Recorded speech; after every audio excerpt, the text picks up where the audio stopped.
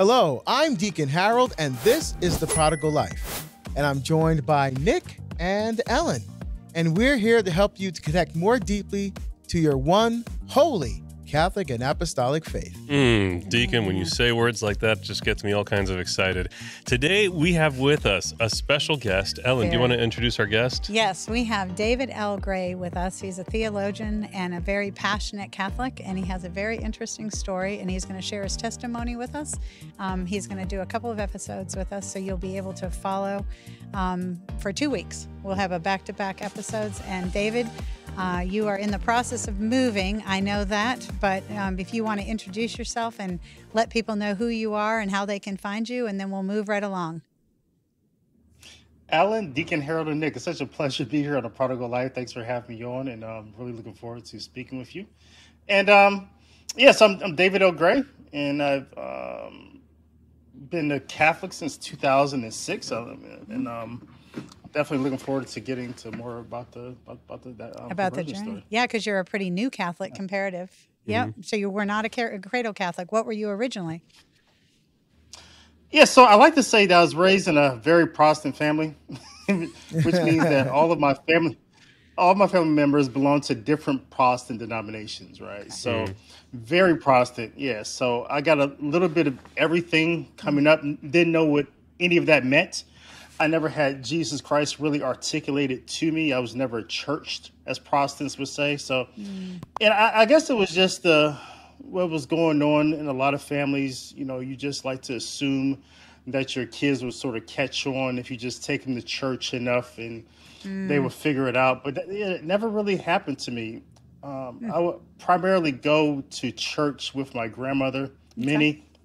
And she belonged to what was called African Methodist Episcopal Church, and I like that church a lot. I like going with her. It was a little more low key than my mother's church and my grandfather's church which was Baptist, and it just seemed to be a little more calm, and I really liked that. But I never, if you were to ask me who Jesus was, what was salvation about, I could never really, I would never been able to articulate that to you at all. I remember one time that I think I was like in 12th grade. And I was living with my grandmother at this time because she had a better high school, so my parents sent me there.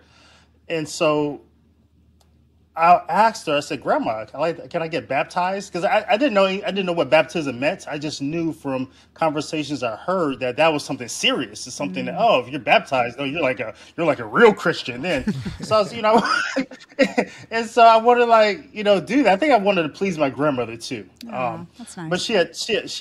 But she had told me so, but I was disappointed because she told me, she said, "You're not ready." Oh. And how old were you? How old were you when you asked her this? And I think I'm pretty sure I was in 12th grade. So I was like 17 years old. Oh, wow. Okay. Right? And so she never explained that to me, what she meant, that I wasn't ready. But I think for me, I got the impression that, baptism is serious. Like, if I'm not ready, because I wasn't a bad kid. I wasn't out there having sex or anything like that, doing anything crazy. So I was like, wow, I'm not ready. What does that mean? So that kind of stuck with me. But so by the time I got to college, all that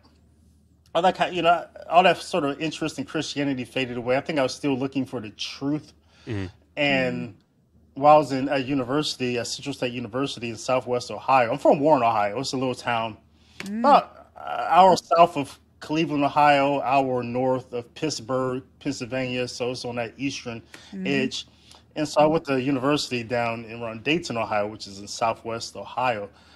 And so when I got there, I was still searching for truth. I kind of wanted to, I was just trying to figure out those primordial questions like a lot of people try to figure out, who am I? How did I get here? Where am I going? Why is there something other than nothing? Just the basic questions I think the human heart longs for.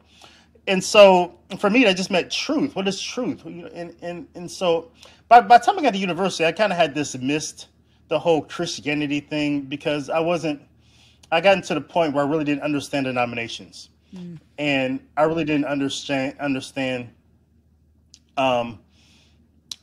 being, and this is like the late 80s, early 90s, and I really got caught up in what was called Pan-Africanism, which was this idea that for Black Americans to discover the truth, we had to go back to Africa. There was a truth. Interesting. And so Wow. I had bought into this idea that was floating around that, well, Christianity, everything bad that happened to Black Americans happened because of, white Christians, and from slavery and all this stuff. It wasn't like a really deep intellectual critique of Christianity, but I had bought into that whole victim mentality. And so I associated Christianity with, the white man's religion. So I didn't want to belong to that. And so I had started looking to Islam, had looked into the Nation of Islam. I was just looking to all types of sort of different things. But eventually I landed into Freemasonry. And for me, that had really become, because Freemasonry had like a moral law, it had a syncretic idea of God, and it had what I thought was truth. It gave me some sort of structure, gave me religion. So, Right. A lot of Freemasons wouldn't say, "Oh, that's a religion." We can, we'll talk about that at another time. We can critique that. But it gave you a framework. But for me, yes, and so that's where I was at prior to I was, into my late 20s. David, can I ask what you kind of you gave us the fast forwarded version, and you said you fell into Freemasonry. Like, what does it look like to fall into Freemasonry? I can't imagine. Who brought you there? Yeah. Yeah, that's so fun. I just fell into it. One day I woke up and it was on my doorstep. Yeah. Yeah. Like I was just walking down the street. Oh, there's a guy with an apron on. I just fell into it. I mean, because I don't see, they don't have proselytizers, There's not knocking on billboards. doors. There's not billboards. Yeah.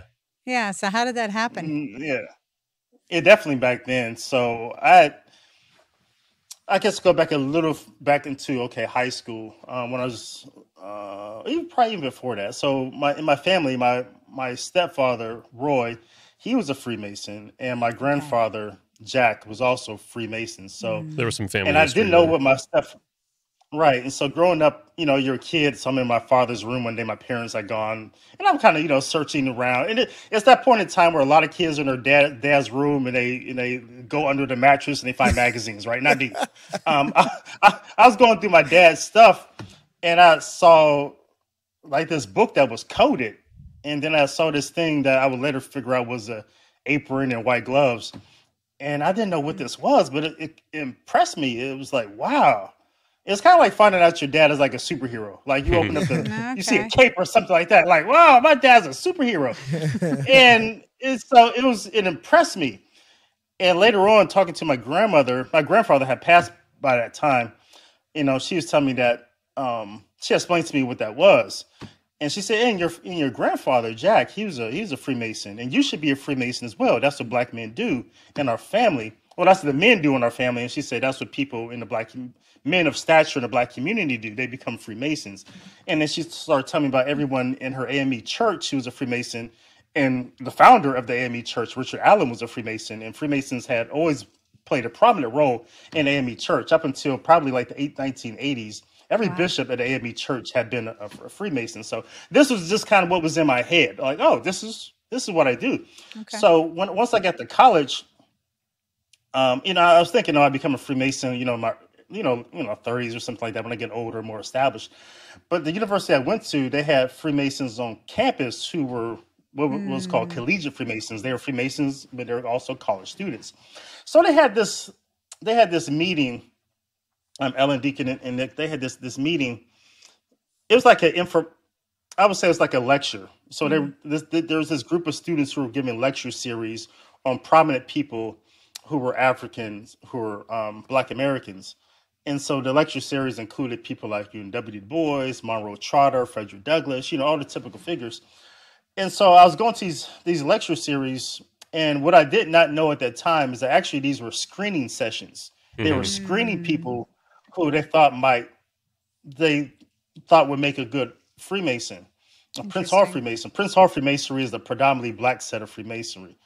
So that's what these guys were, these students. And so at one point in time, I got invited to another lecture series, but it was for invitation only. And this lecture series was actually just like the first a deeper screening. And so that's kind of how I sort of just fell into it. I wasn't looking to become a Freemason. I was going to these lecture series because I wanted to know what it meant to really be Black. I wasn't raised in with, as I was saying, the neighborhood I raised in wasn't like, I never really had this, never had it foisted on me until I was older with my stepfather, Roy, that I had to be Black, I had to be culturally Black. And so he put this idea in my head that I had to, be culturally Black. And so for a long time, I just kind of pursued that. And that's why I went to a Black university and, why I joined the fraternity that I did and why I was pursuing this whole thing. I was trying to figure out, okay, how do you be Black in America, this whole thing. And so, that's why I started going to those lecture series, trying to, okay, who's these Black people? What should I know to be Black? How should I act? And so that's how I kind of fell into it. I wasn't going to be a Freemason at that time. Yeah. But they sort of, progressed me along. So next thing you know, right. I just fell into the first degree. Wow. I'm really curious. So first of all, thank you for breaking all that down and explaining that process. I'm curious. It would seem to me that the average person listening or watching this right now, there's probably a spectrum of understanding of what Freemasonry is or what it means to be a Freemason. That spectrum might range from, is it the Illuminati? Is it, my only frame of reference is my experience as a knight of the Knight of Columbus. And so obviously they're not the same, but that's my only frame of reference for what it could be like. And so I'm just wondering if you could kind of explain at this stage of your story, falling into Freemasonry and kind of being pulled into this progression that they had you going through, becoming a first degree. What is it, and what did you become when you became a first degree Freemason? Yeah. Thanks, Nick. I understand it a whole lot more heretofore, right? But back then, what am I, 19, I think, 19, 20 years old. I think I was a sophomore. So back then, for me, it was, I had made friends. Right. And so I think a lot of Freemasons would tell you this story. I had made friends who were Freemasons, and this group of people who they had collected to enter into that class. We had become friends. And so there was that aspect, that fraternity side. But also Freemasonry, it just seemed like it was, it was secretive. Gnostic was a word I would learn a lot later, but they had the element of secret knowledge. There was something here that I could learn that other people did not know that was somehow improve my life. And this is the base teaching of Freemasonry. So in the first degree, you're in what's called the antechamber. And this paragraph I'm going to give you right now is just going to really explain the whole thesis or the philosophical foundation of what Freemasonry is trying to communicate to the world. So in the first degree, you're in what's called the antechamber. This is the room outside of the sanctuary where all the degree work takes place. And so you're there, you're stripped down to your underwear, at this point in time, in the first degree, you have a t-shirt on, but I think your left breast is exposed in your underwear. In some jurisdictions of Freemasons, they're going to remove all metallic items from you, including your wedding ring, but none of us were married, so that didn't have to happen. So you have a rope around your neck. You don't know what it is, and you're blindfolded. You just, something's around my neck, and I'm blindfolded. And it's really weird and strange, but something is about to happen. So this is a basic rite of initiation. This is that we see even in tribes and things like that. This thing of a boy coming into manhood. That's a sort of what's taking place here. So the next thing that you hear is 3 knocks on the door, and then you hear the door open, and then you're blindfolded. You don't know what's going on. Somebody says, candidate is waiting to be admitted, and then the door slams shut, and then you hear some things going on the other side of the door, and then the door opens again, and you're kind of scared at this point. You don't know what's going on. And then the door swings open, And then a guy comes up to you and he presses this like really sharp, you don't know what it is, feels like a knife or a sword against your breast. And then there's I forget what he says at that point. And he said, I think this is to impress upon your memory that whatever takes place is a secret or something like that. I'm sorry, I can't recall the exact words. And then then you progress to the next person who you find out later was the worshipful master, which is the head officer in a craft lodge. And he tells you, he asks you a question. He says, in whom do you place your trust? And typically you would have the person who's with you, who's like the senior deacon, who's escorting you around the lodge.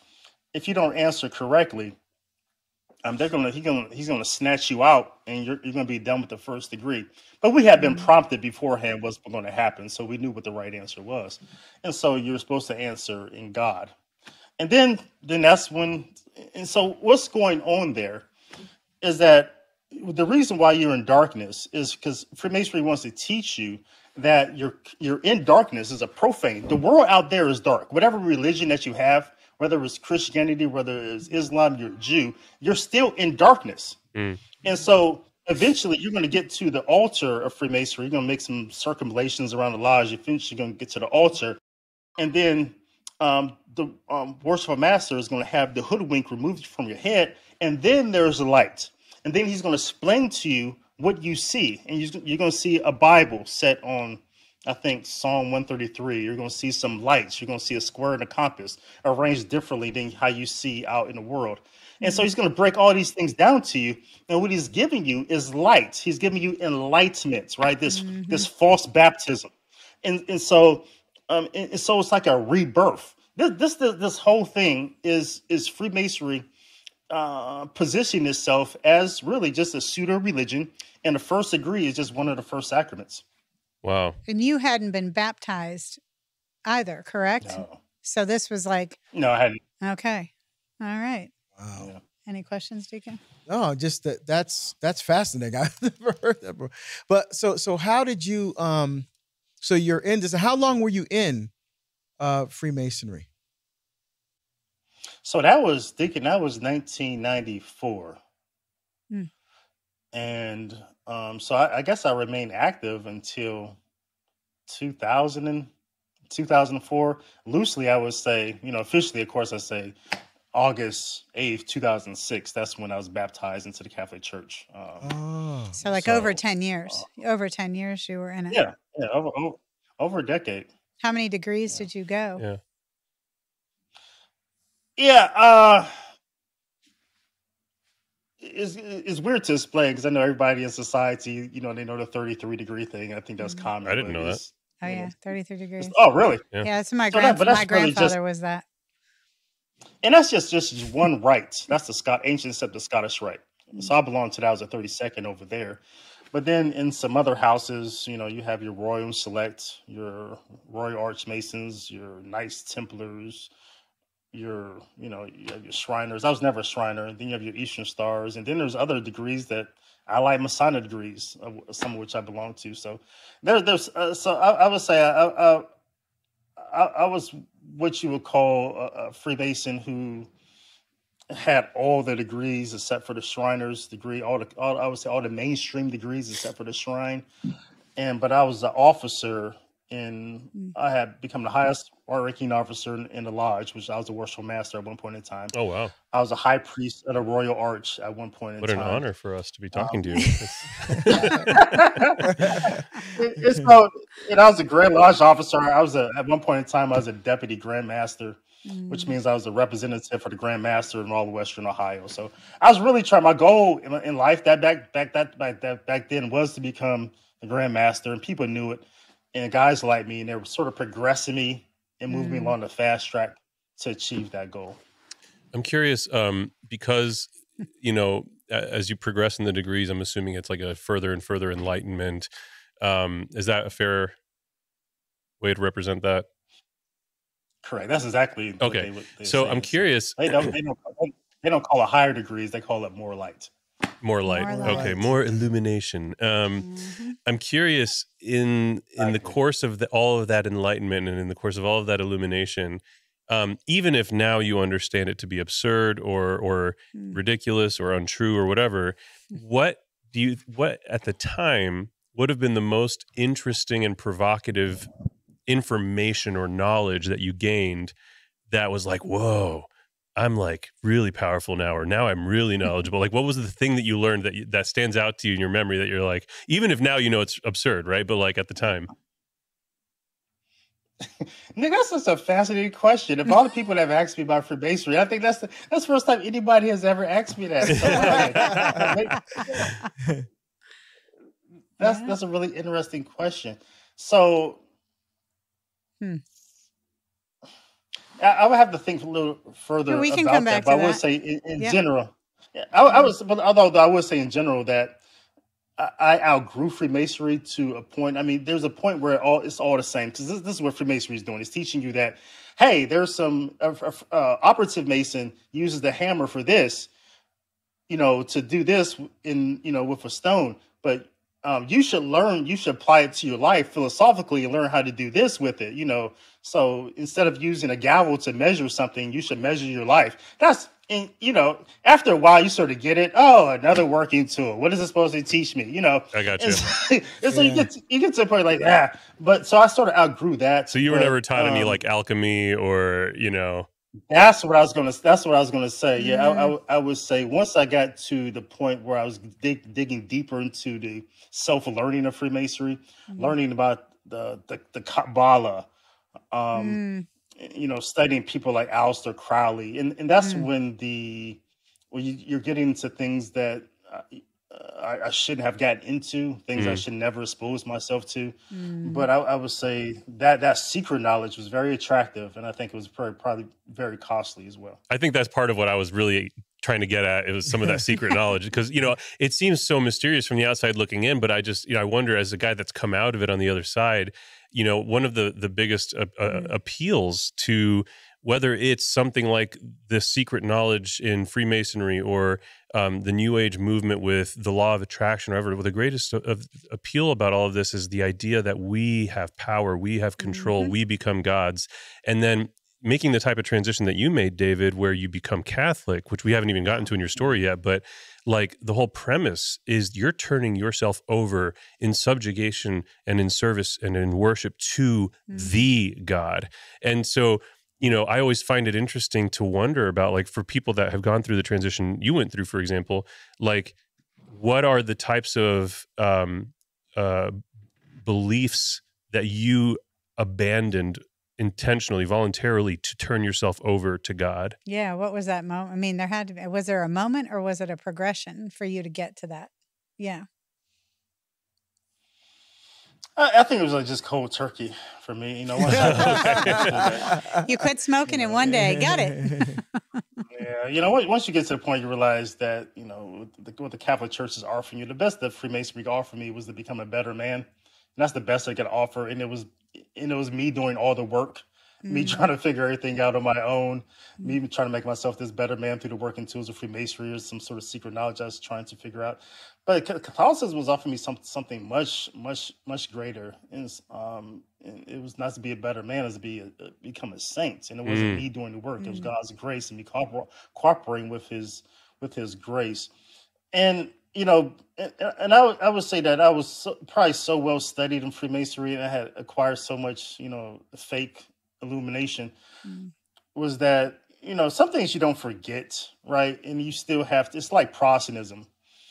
Even though you convert to Catholicism, there's still, you still remember trying to do everything on your own. You still remember how Freemasons understood certain things in Hebrew versus, what the church is teaching them. And so there's still, that issue of like, you still remember that stuff, and you still, that was stupid, thinking that, the name of God, Gomor, Oz, and Debar, you break it down like that, and wisdom, strength, and beauty. And it's just weird stuff like that still crosses your mind from time to time. So what attracted you to the Catholic faith? Because you had your grandfather was a Freemason, stepfather, and then you had the other members of your family who were Protestant. So what attracted you or to the Catholic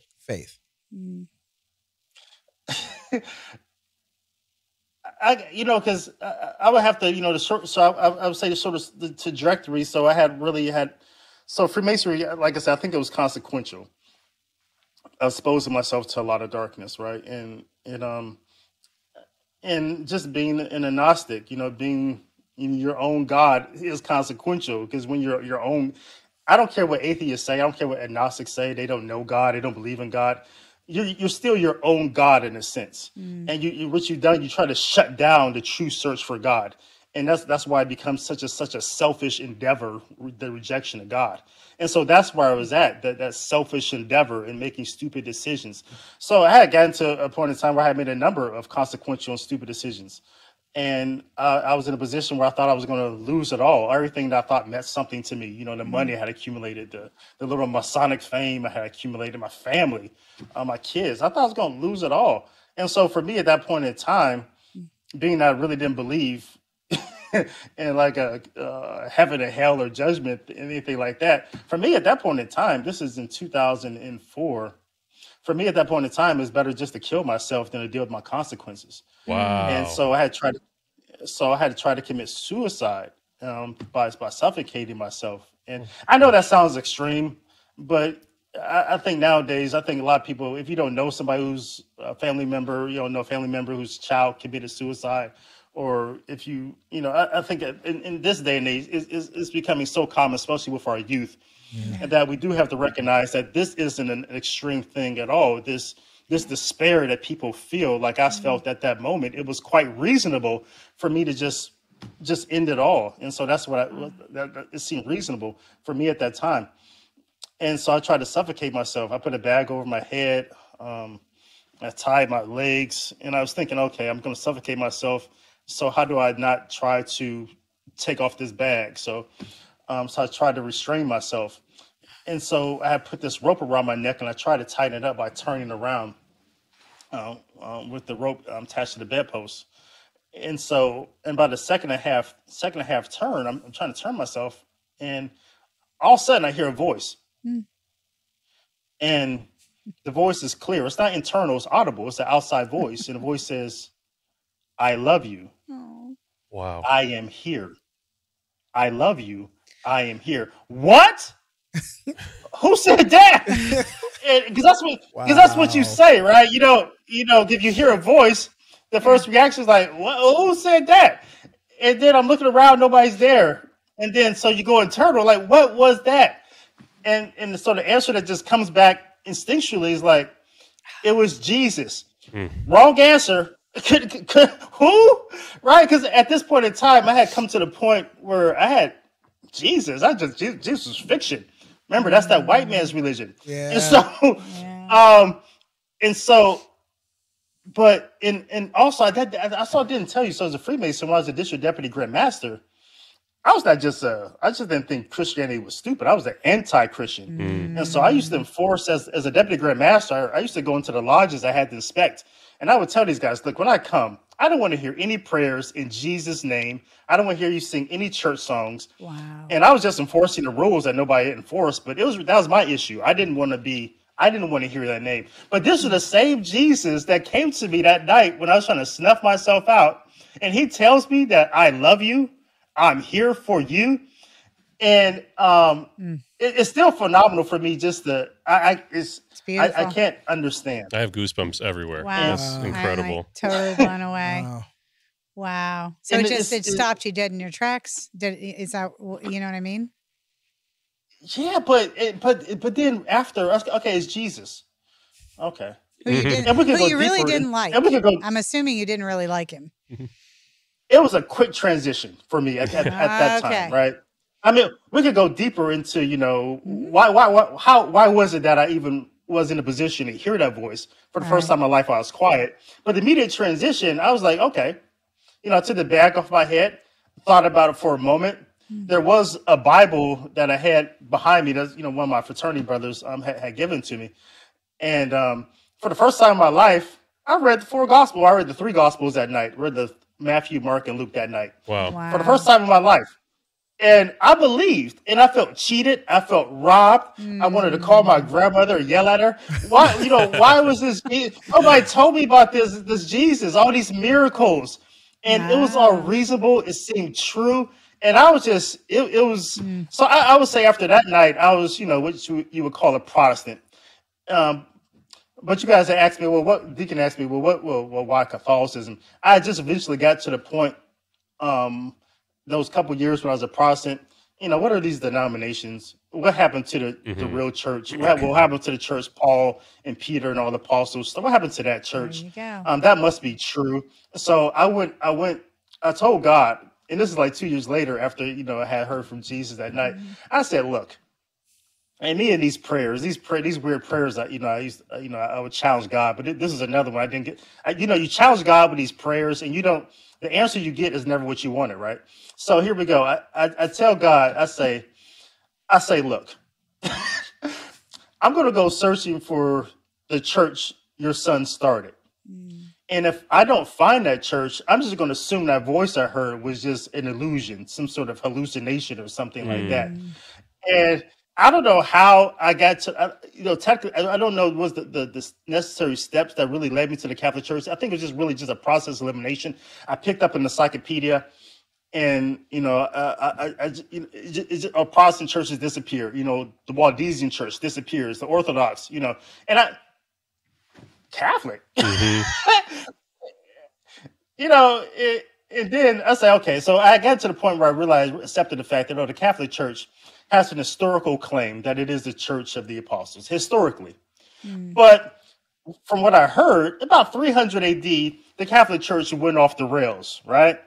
And so I said, okay, I just need to prove that. So I went and picked up a catechism, a little green book, the Catechism Catholic Church. And I'm going to read this, and I'm going to be able to prove the Catholic Church wrong. Yeah, that was your biggest mistake right there. Yeah. I just proved myself wrong. Amen. Wow. And so then what led you to your because obviously you have a master's degree in theology. So I mean, you just get this hunger, this thirst, this desire to go deeper, to know God more intimately, to learn as much as you can about the faith. And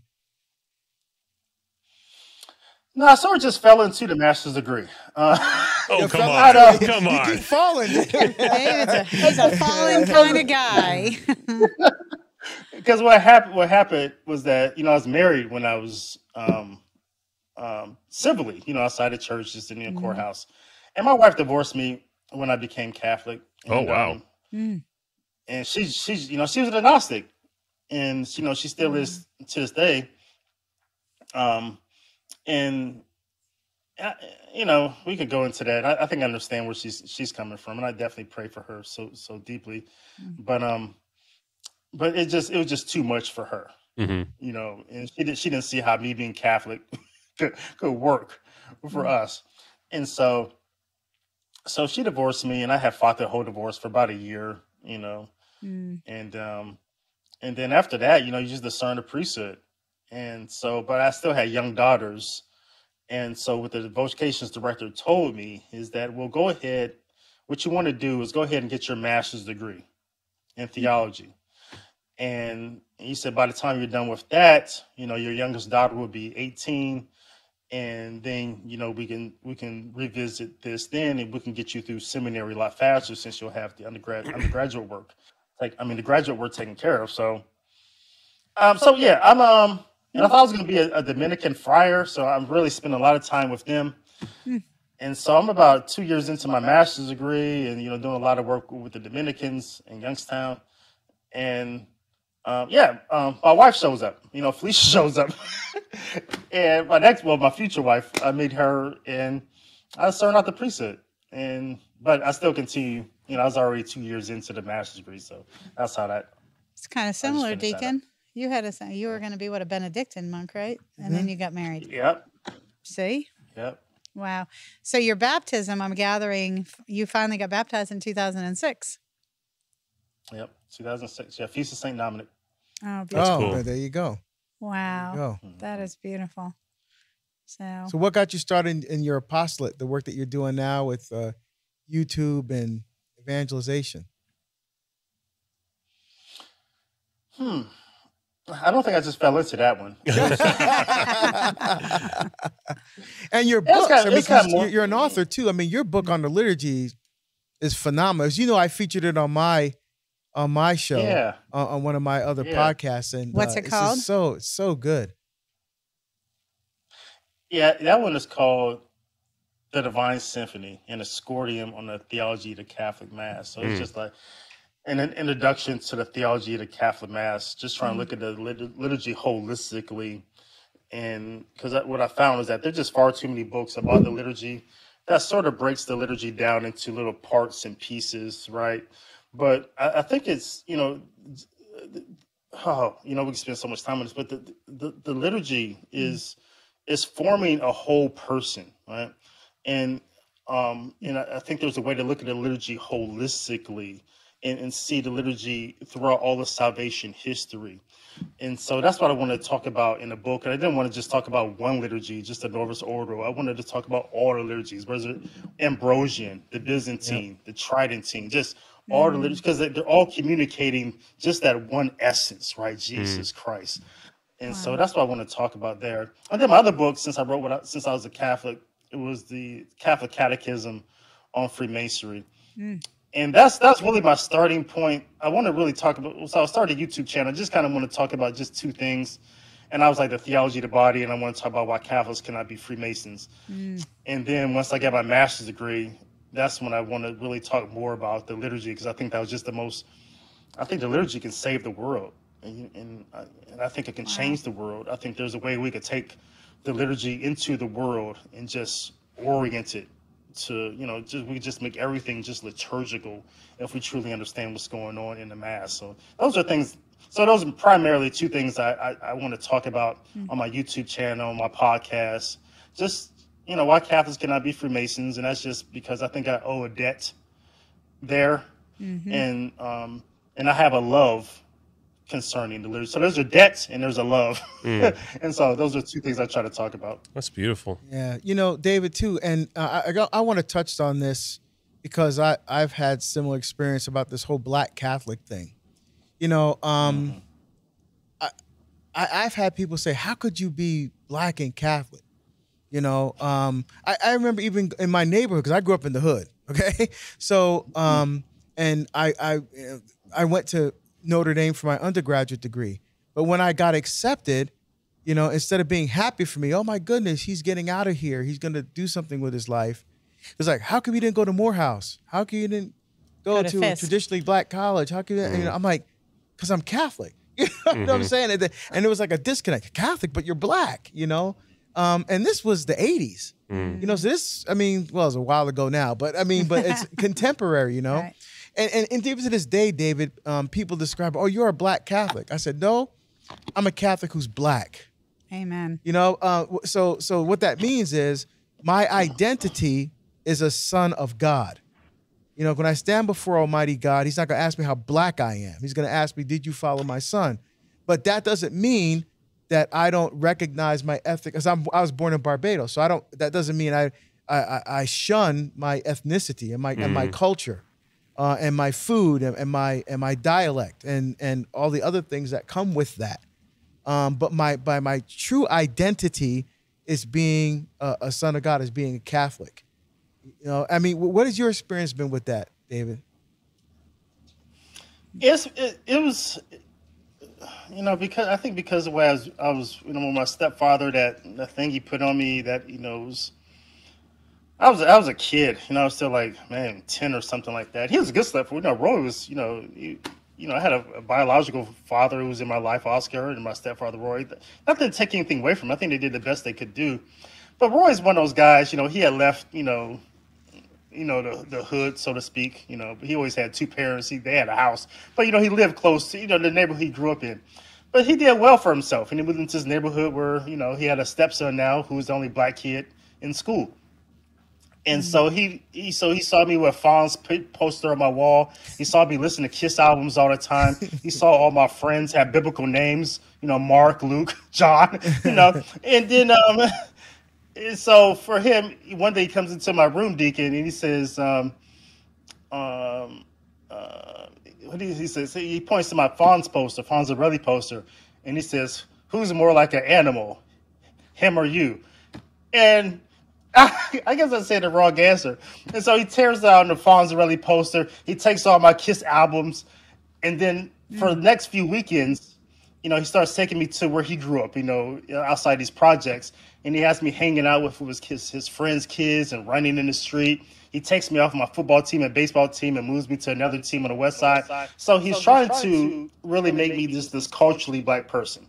And so by the point, so I really struggled with this even even after I became a Catholic. So there I am, you know, Catholic now, Deacon, and I'm thinking, oh, I gotta go to a Black Catholic church. You know, it's the Black thing to do. And so, but what I think what really finally delivered me from this idea of the religion of Blackness. And there's all types of religions. There's religions of whiteness. There's religions of whatever that thing you put first in your life, whatever you want to see the world through. That's your religion. And so there I was, not knowing that I was really into this religion called Blackness, and that was my first principle. And what really delivered me from that is just really falling in love with the liturgy. And like you said, the liturgy doesn't care about my skin color. It just wants, you know, it just wants me to be holy. And so that was really my transition. And it is a struggle, because when some people consider you, and it's really their issue, it's how they see the world. And they consider you, and they look at you, they see a particular thing, and then that's how they want to identify you. But it's such a blessing for me to hear people like you, Deacon, you know, talk more about that and really just kind of help me understand over time that I don't have to care about what people think about me, right? It really doesn't matter. It's not consequential. And it shouldn't affect me that I'm not Black enough for some people. Exactly. Amen. Exactly. Well, thank you so much for all of this, David. We're going to continue this conversation in the next episode, and we're going to talk a little bit about the book that you wrote, you know, Why Catholics Can't Be Freemasons. But if you would, for those that might not hear that, David, can you let us know how they can find you? And then we will sign off and get ready to do our next episode. Let's go. Okay. Yeah, so the best jumping off point is just my name, David L. Gray. That's Gray for A.